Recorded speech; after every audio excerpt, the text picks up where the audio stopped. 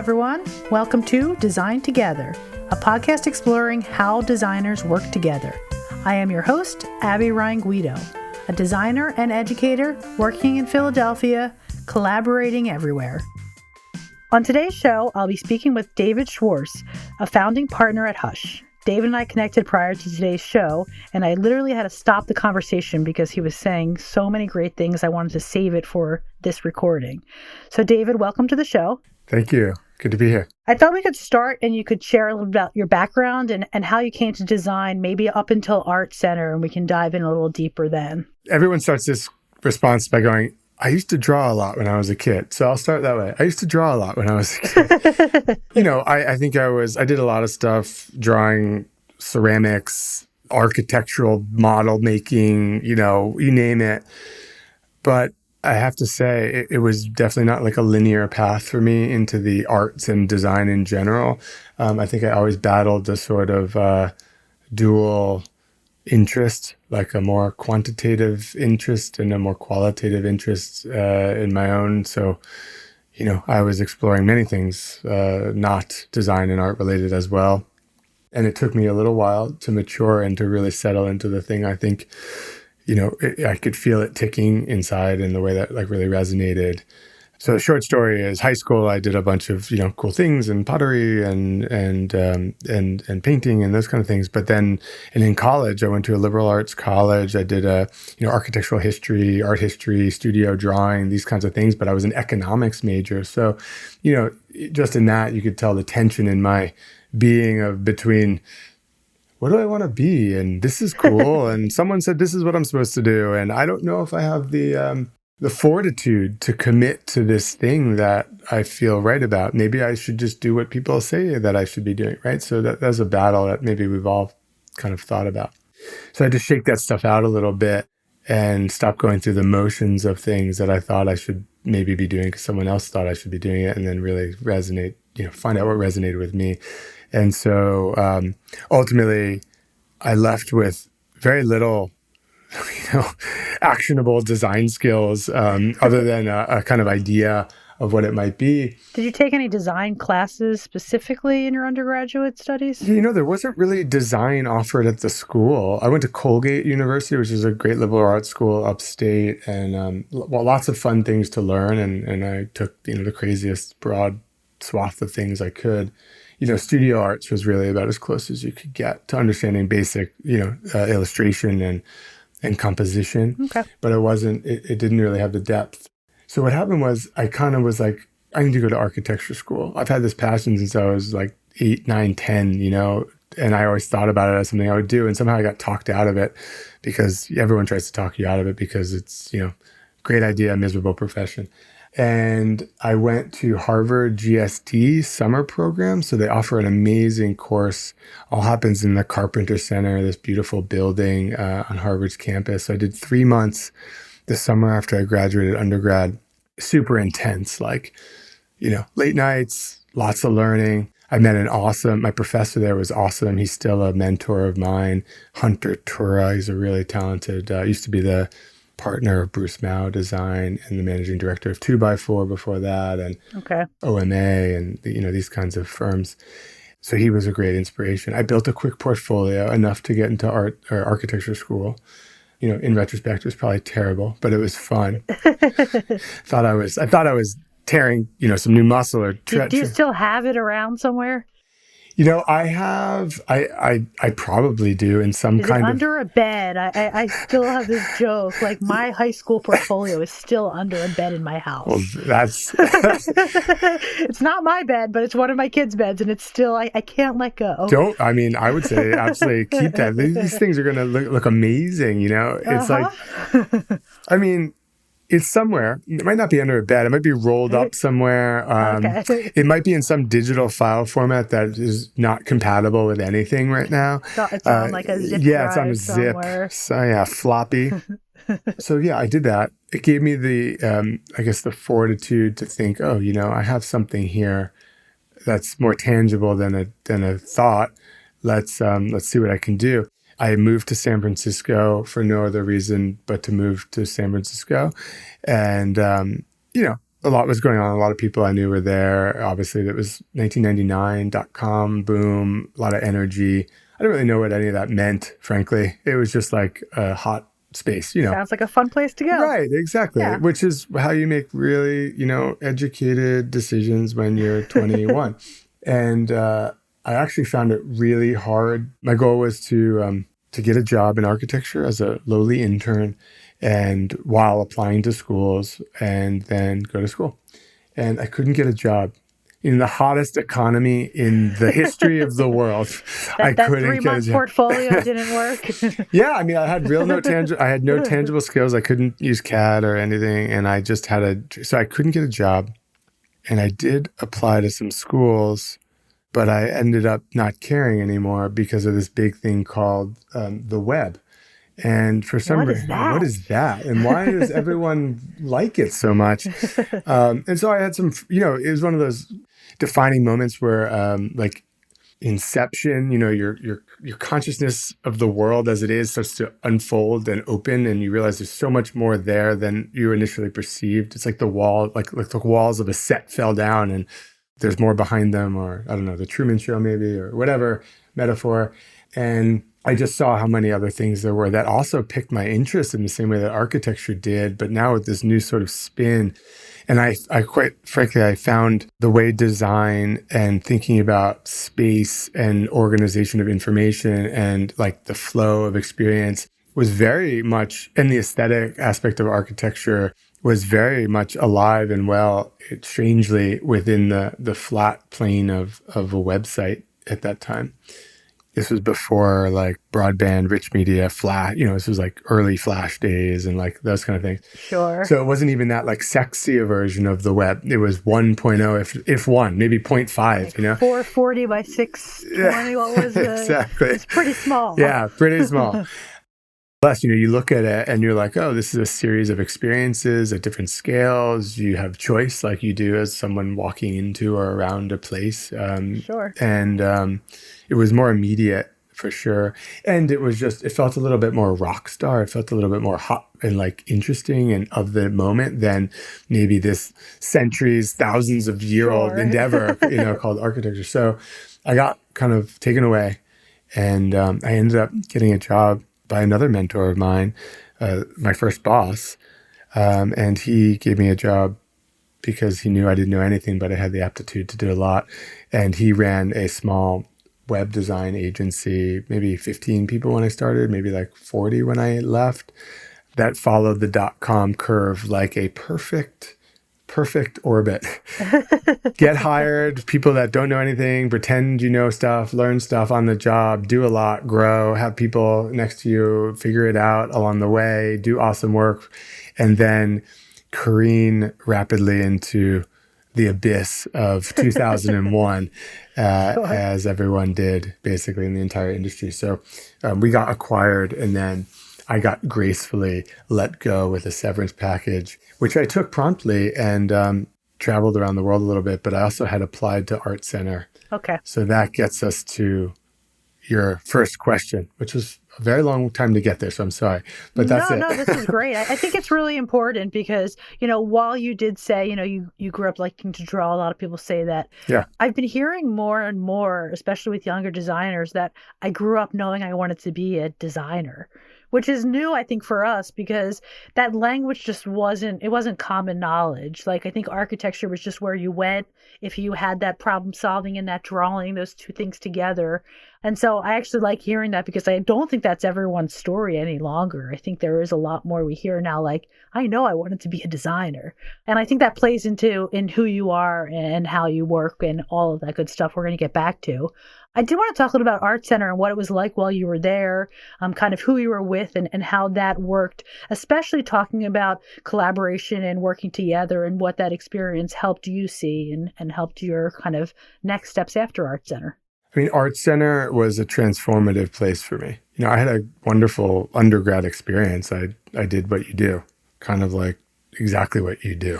The good and the bad in the sense of, it wasn't very directed. It was just fun. And I worked hard and got good grades and did stuff.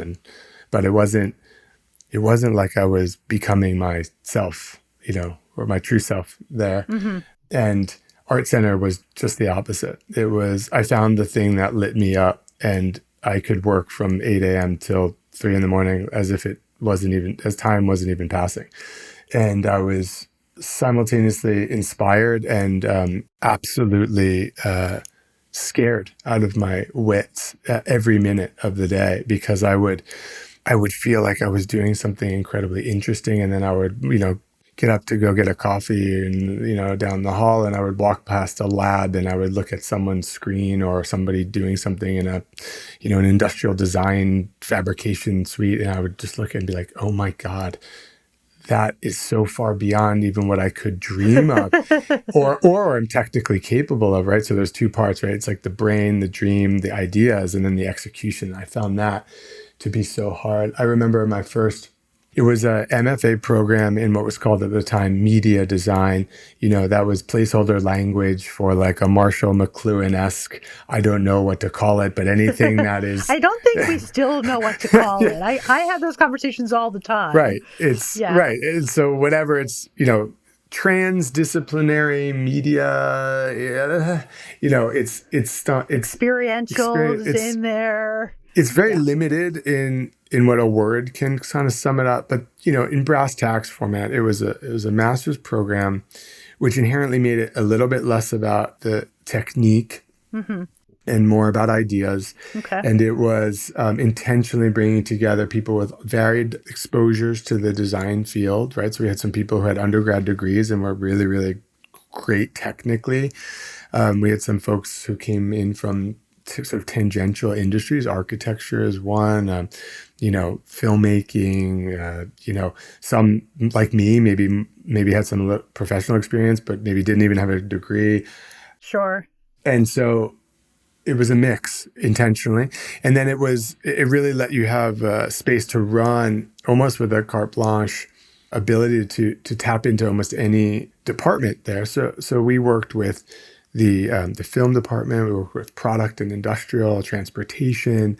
You could create these interesting hybrid relationships. And it was very entrepreneurial in the sense that, like, if you had an idea and you could tap other people in these disciplines and they wanted to work with you, there was no embargo. You could do it. Yeah.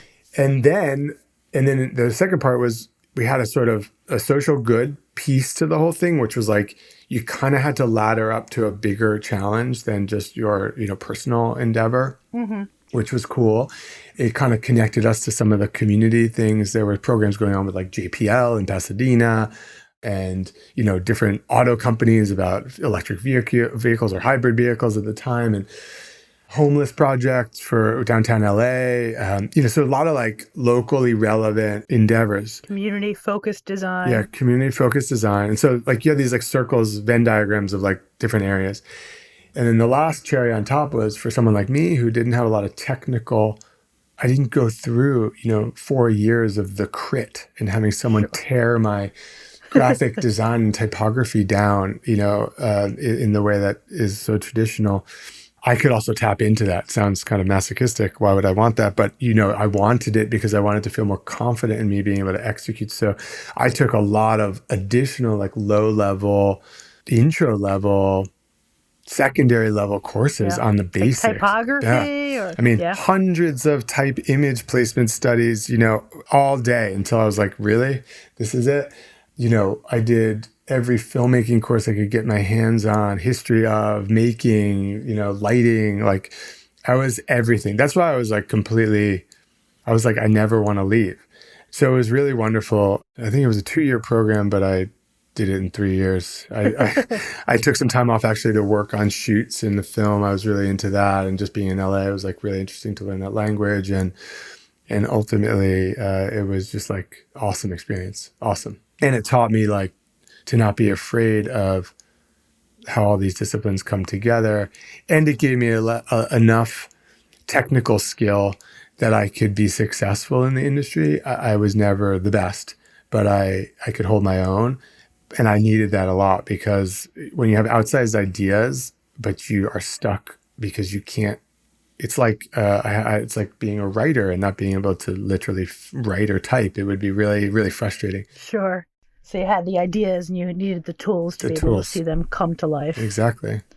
So in that experience and in the working with other students in different disciplines, how would you say that still today impacts you? Do you reflect back on those times? Does it change how you look at kind of the unique perspectives you'd want in a collaboration?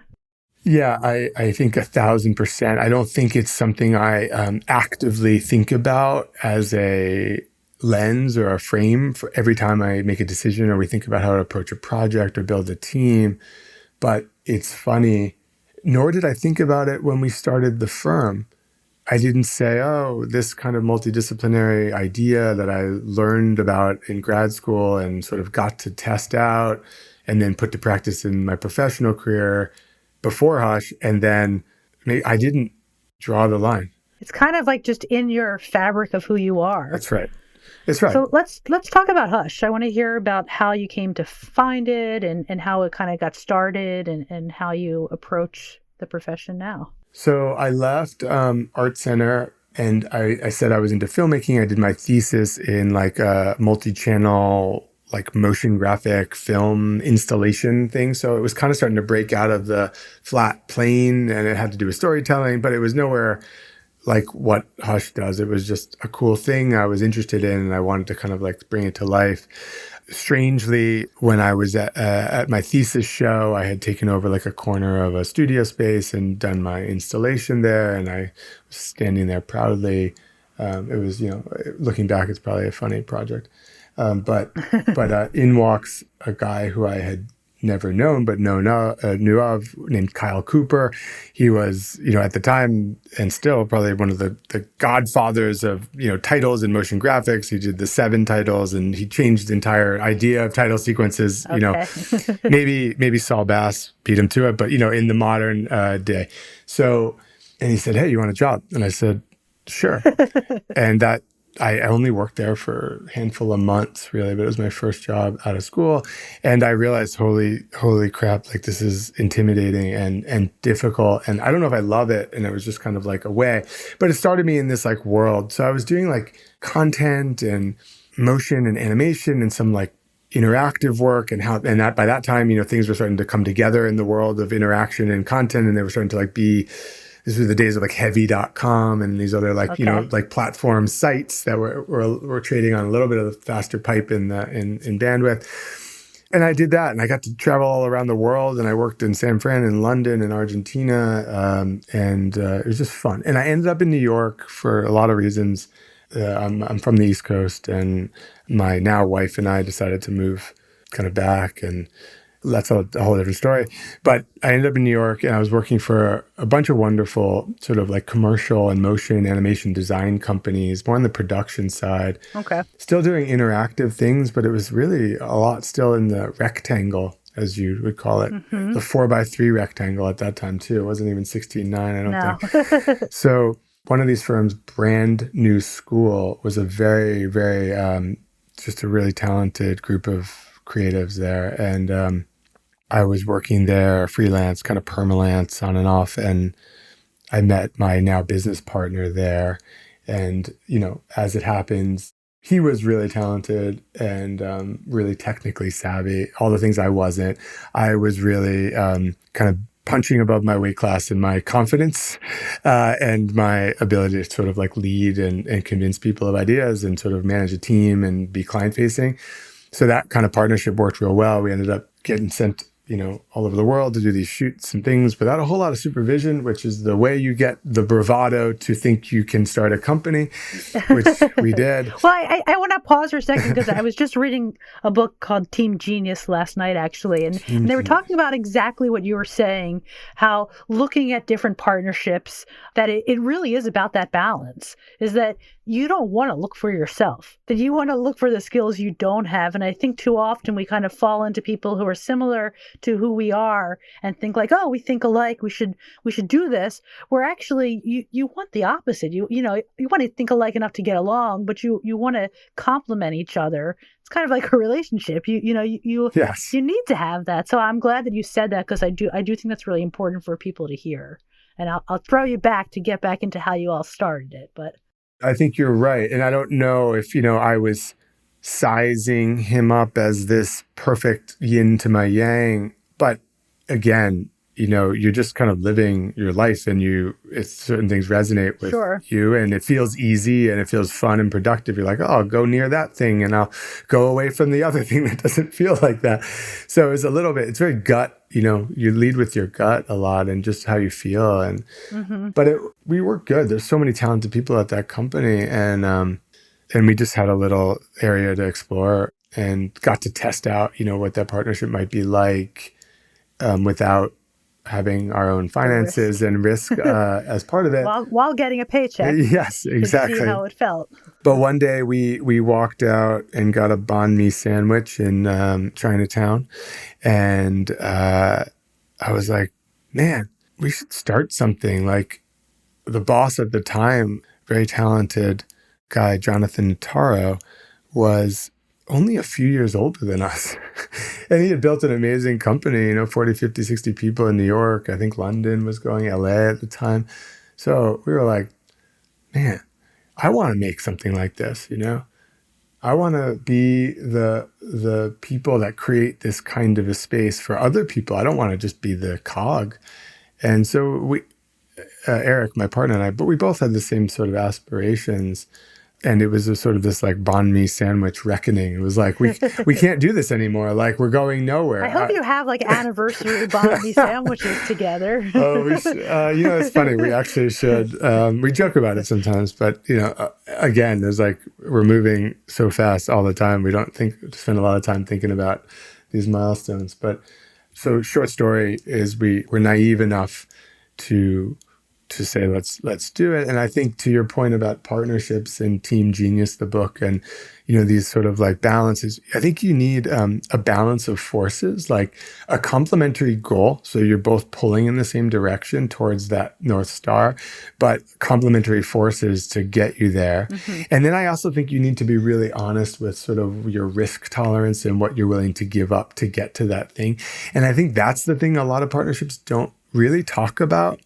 And maybe they just assume. But as soon as you get into the thick of running a business, there's a lot of, there's challenges to everything, your own fortitude, your bank account, your family, if you have one, about impacts on time and money and just where you spend your energy and emotion.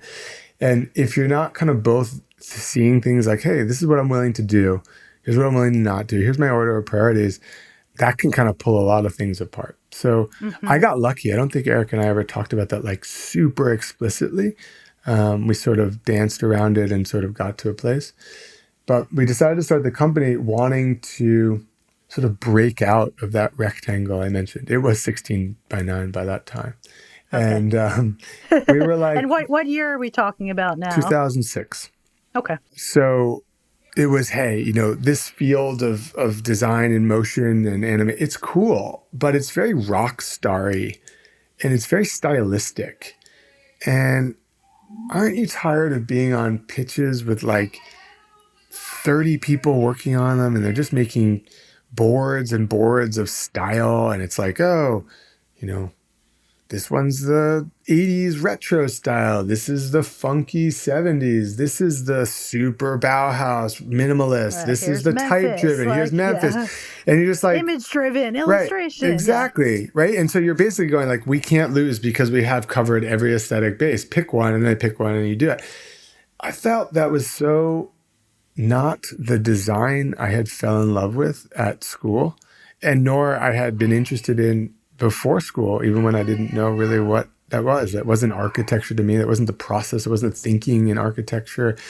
So anyway, we were looking to do something a little bit more complex and strategic with design and get back to the kind of design with a capital D.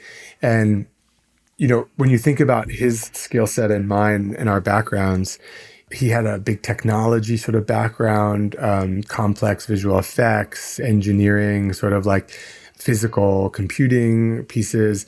And I had done, we had both worked at interactive firms. He worked at heavy.com and some other really cool, .com based studios. So we had this like design and storytelling piece with the commercial moving image, we had this technological desire to kind of push the limits of technical. And then we really were looking at the third dimension, quite literally.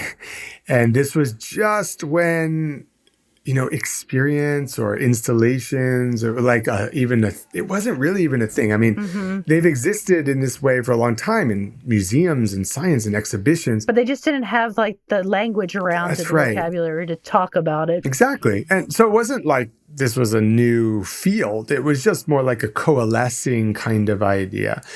Frankly, we did not start it to be like, let's jump into that market. We were just said, we have this, but our passion is the third dimension. Like, how do we get out of this box and do things in the third? And my architecture interest and his like three-dimensional design ability kind of answered it.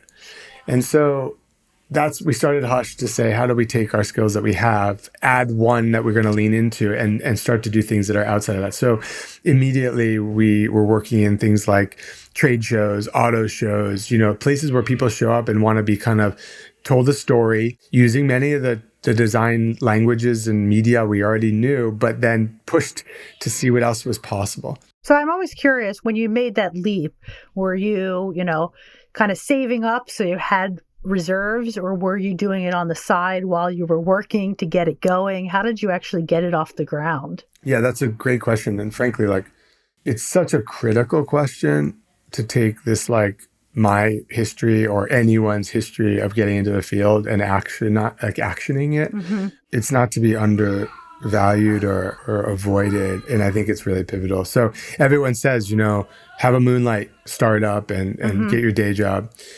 This is pretty controversial, though. If you read any of the management books and the startup books and all the ones, you read, there's a lot of different takes on this.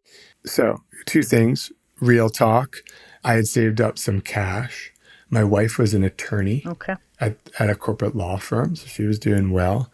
And Eric and I had planned on this for many months to create a little bit of a buffer. And we had done the strategic planning as Moonlight. Hey, let's look at a competitive set. Where's our market? Who are we going to compete against? Do we have clients? What do you want to call this? Why are we different? We did all that stuff as good, as business people need to do. We wrote a rough business plan. It was pretty rough, but we did that stuff in the Moonlight. But when it was ultimately time to say, we have our thing, we have our business incorporated, it's time to go, there was no side hustle. You did it was we are turning away freelance jobs. We'd sit next to each other and look when the same people that would call us all the time to do work or chat us would chat him and then me, and we'd look at each other and be like, oh, so-and-so's chat. And we'd be like, sorry, I gotta say. And it was scary to be like, no, sure. No, we have no income coming in and we're turning away this project, right? And so that's the moment you really got to put your foot on the gas, and you can't live in the kind of in-between for too long. You lose your nerves. Time is of the essence, and you really have to lean in. And I think that's where maybe I disagree with the paradigm of having a Moonlight thing that at a certain threshold becomes your real thing. The truth is there's no there. You'll never be confident enough to lean into it because there's no number, there's no amount of cash in the bank, there's no number of hours. It's just there's not a magic thing you can be like, okay, when I get there, that's when I know to flip the switch. Yes. You can't really. Exactly. Yeah. It's always you're never confident, you're never totally ready to kind of jump off the cliff. And like I said, being very transparent, I did have some cushion, and I had a significant other who I could kind of draft off of. This was early before we were married, so we were together but not together. And so everybody's social, family, economic situation is going to drive different musts and decisions. But in general, I think it's important to create a commitment to something, because living or dying over its success is what makes you successful, not dipping your toe in the water and hoping it's going to work, but I don't want to give up on this thing. So we did that. As it happens, and I think any founder might say this, the person to give you your first job is likely a friend or a friend of a friend. Mm-hmm. So, the second lesson is be nice to people and keep your network strong. Yep. And get people to be advocates when you start something and be rooting for you and looking out for you. And that's kind of what happened. A friend actually from Art Center ended up calling us. He was working at another agency at the time, and they needed help doing an experience for an auto show. And we sort of started. And then Eric, my partner, had been working at Nike a bunch as a freelancer before we met. And then we started to work with Nike a lot because of his connections there. And this is how it happens, right? And so not everything was on strategy. Not everything was multidisciplinary. Not everything was technically rich. Not everything was necessarily interactive. And not everything was necessarily three-dimensional.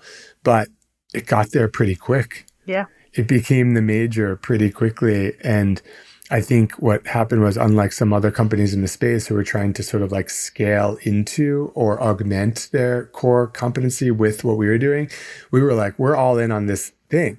So I think that helped us have just a clarity of mission and maybe a differentiating proposition. And that was good. And then the market got flooded and it got really messy, and we didn't have that much of a differentiating proposition.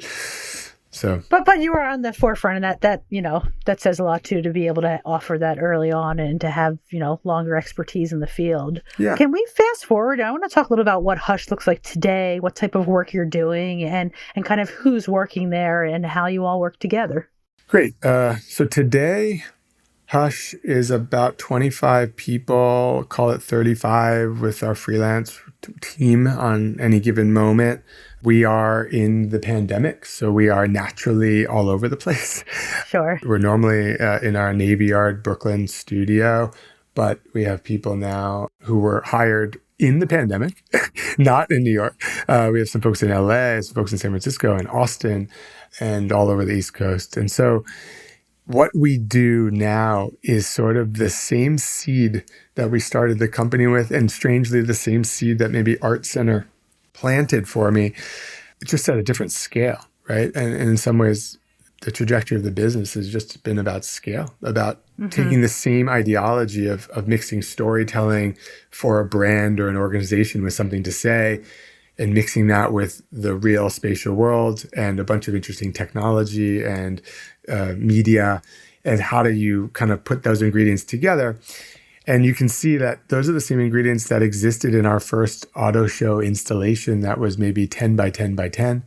And now, we're about to launch a project for Uber, which is like 3 stories high, hundreds of feet, and everything with, all like, and so from a scale standpoint, it's a much bigger physical scale, but it's also a much bigger conceptual purpose and complexity that. So technology scale as well. I mean, sure. So much has changed in this space in the past, even 5 years. Which is beautiful, right? It's the idea that there's variables in your design process that you're always chasing, which means it's never going to be the same. So you're constantly like reliant on these changing variables, affected by them. And that means your practice is naturally going to change. If you want to evolve, it's ready to evolve. So that's kind of why it's remained interesting, because the things we do now couldn't have been done 3, 4, 5 years ago and all that. So yeah, the practice is mixed. It's a few core disciplines. We have a sort of design discipline that incorporates 3-dimensional architects and environments, as well as more graphic design, film, media kind of folks, but intentionally mixed together and not in these real silos. Like they're intentionally there to feed off of each other. We have a technical group that is really thinking about both software and hardware. So yeah, we write code, we think about UX and UI, but we're also thinking about the technical platforms and the hardware systems that have to exist in the real world to bring technology into life. Sure. And then we have a strategy team that is growing and really interesting, because now we're taking on problems where clients don't give you the brief. They don't know what they want. And we have to help, set the table for a project with a lot more research and clarity than they even started to come to us for. And of course, we have a big project management sort of group that helps keep it all together and make things happen. Produce it to the last pixel and square inch. So I was doing my mining while I was getting ready for today, and I saw you had mentioned this in your LinkedIn profile that you work to harness the best from every member of my team. I wanted to dig into that a little bit and hear about, it sounds great, but I want to know how. Like, what is that work you're doing? Yeah, I mean, what's funny is when I wrote that, which was several years ago at this point, it probably was something different than it is now. I mean, it's all part of the same goal. It's just a different level of it, I think. I mean, I'm sort of fascinated by people and getting the best out of people, like a great coach, you know? Hmm. I played a lot of sports as a kid, and, my best favorite coaches were the ones that I respected deeply, treated me fairly, but pushed me real far. And they weren't always, sweet and fuzzy. Often it was, by running laps or doing push-ups or sprints because I did X or Y. And that kind of like pushing me to be better, being human and kind and fair, but also setting a high bar is sort of the way I think about my role and how I run the company.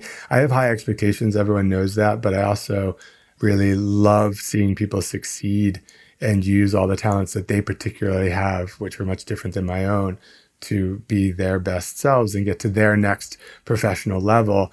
And I'm far from perfect, but I spend a lot of time learning and reading and doing management training and just really unpacking kind of how to be better at that. And so, what that actually is we do formal things at the company where we do all staff or leadership training on a monthly basis. That could be everything from communication tactics to understanding how to motivate different types of people, how to do brainstorms and reviews more equitably and openly based on everyone's different sort of style. How do you open the conversation so people can get their point of view on the table without feeling intimidated? How do you take the loudest voice and the quietest voice and get them both on the same plane? How do you organize a company with different types of people to be the optimal sort of and efficient organization? These are the kinds of things that we teach and read and talk about at the company a lot. And in a weird way, like my design project now as a business leader is the company and less about the work. Mm-hmm. I'm still heavily involved in just like making sure the work's at our standard and making sure it's on strategy and it sort of lives up to what we promised. But really, my hours are spent in creating that sort of fertile ground. So I like that. I like this sort of idea that people are really talented, but you need to put them in the right space where that talent can grow and shine and then kind of let them run. And it's a hard thing to do. It is. It sounds easy, but it's really hard to let people be talented, but also maybe fail. Let people be talented and maybe do it in a talented way, but different than maybe you had thought it was going to be, but it's also better. Those are hard things to do, but it's been gratifying to do that, incrementally as I've grown. Well, I think what's good to hear is that you're talking about, continuing your own education. And I think, a lot of times creatives end up in roles that you're in, where you have a company and where you're not hands-on in the work day to day the same way because your role has changed, but your training was not in that either. And so to know that there are resources out there that, you can improve your ability to harness the best out of people. It's not just something that someone just happens to have. You're not just born with that. No. You can find the research and you can better yourself. It's funny, we have compiled like a management must-read reading list at the company, right? I mean, it's Simon Sinek and Ben Horowitz and, Radical Candor and like all, these kind of classic management, organizational management books that are meaningful. And I think what's funny is in every industry, but creative and design is no different, right? Like you start as a junior designer. Sure. If you're successful, maybe you're an art director. Then maybe you're a design director. Maybe you're a creative director. Maybe you're an executive creative director. Heck, maybe you run a creative department or a company. But the skills you had and needed to be a successful junior designer are almost antithetical to those you need to be a creative director or a company or a creative company owner. It's not that you don't need to know those skills because there's an empathy that connects the whole lineage. But one is about selfless lack of vision and cultivation of someone else's vision. And the other is about having a vision and being able to execute that vision to the pixel.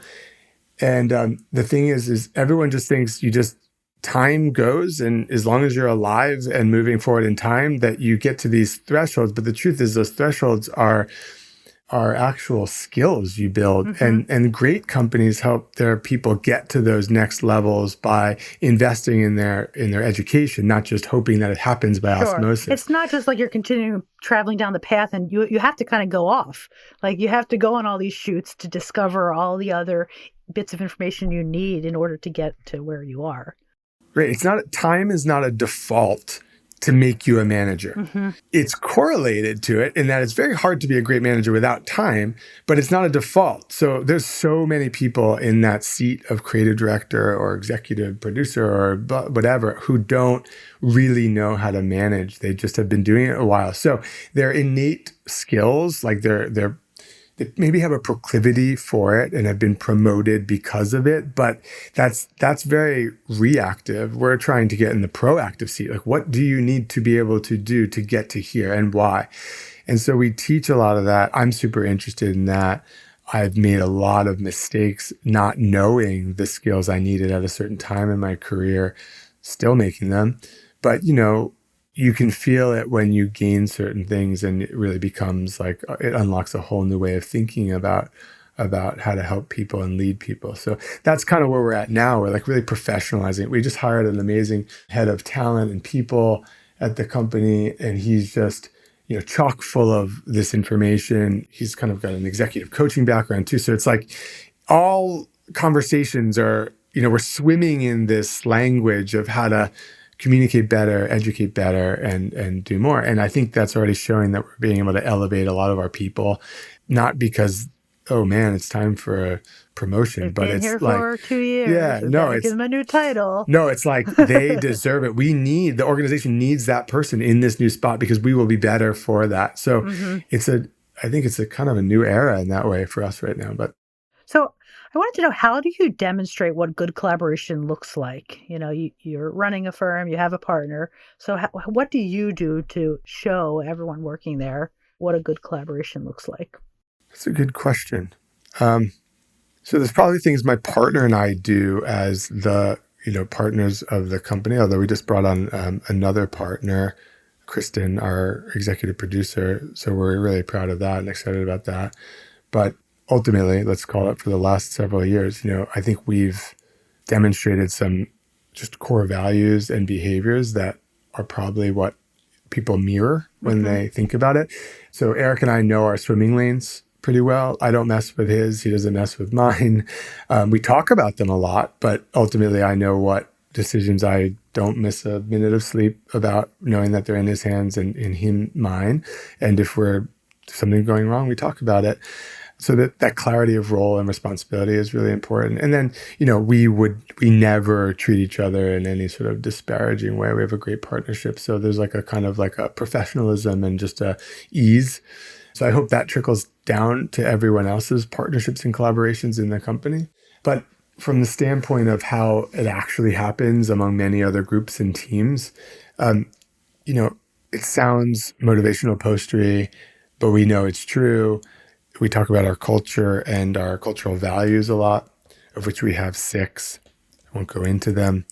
But these aren't things we just came up with and we're like, cool. No, I want to hear them. It's actually one of my questions is about what is that culture. So tell me what those are.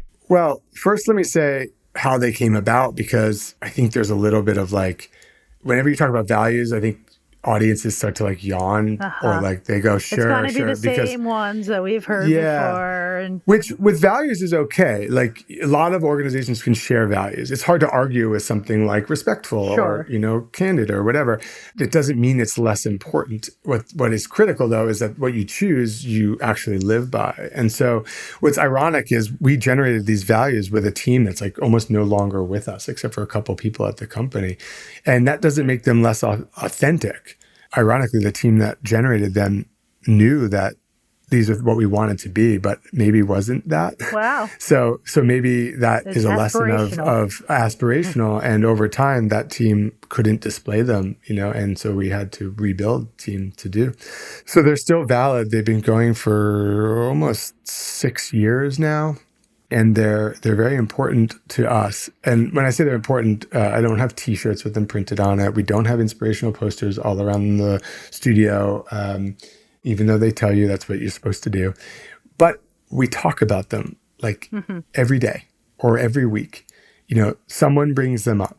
Hey, we had a meeting the other day, and it just didn't feel like it was a very candid, candid conversation. And I know that's what we strive to have.